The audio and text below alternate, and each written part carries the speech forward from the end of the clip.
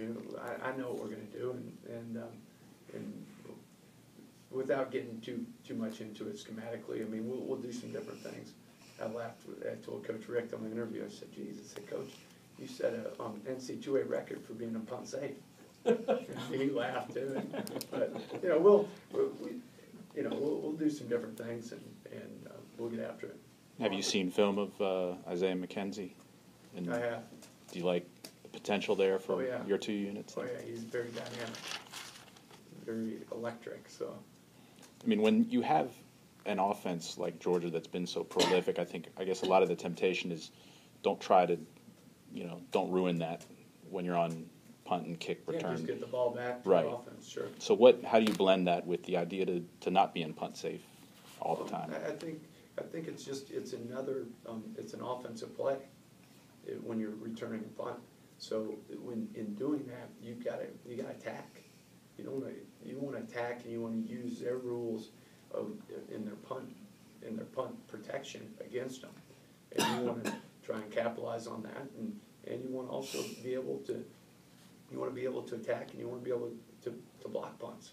So there's that fine line right there where we're not going to just be standing up and showing return every time and letting those guys just release and pin their ears back.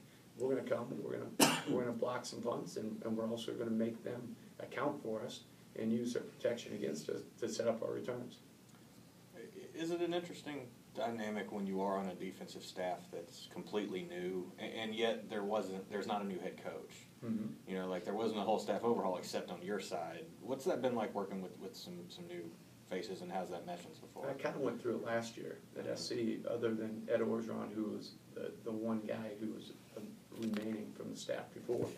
So kind of gone through it a little bit, but here it's very different because you've got four guys in that room along with our graduate assistant, and again, you don't have any egos.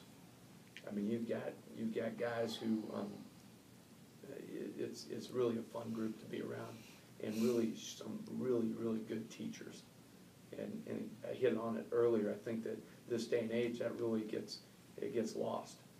And how can you develop kids? How can you teach them?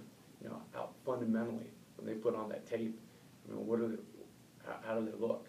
And I think that's where I'm proud to be associated with these guys already, and I'm excited to try and do my part to make our defense great.